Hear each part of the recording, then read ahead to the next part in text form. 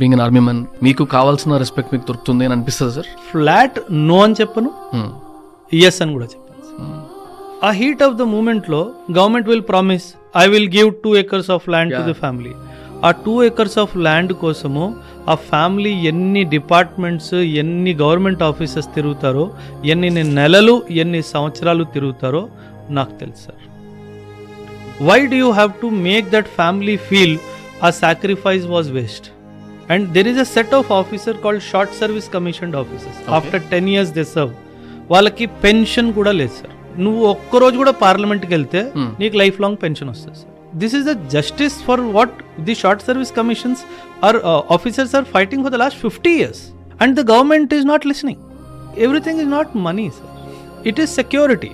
అంటే నాకేమని అయిపోతే నా పిల్లల్ని ఈ దేశం చూసుకుంటుందా?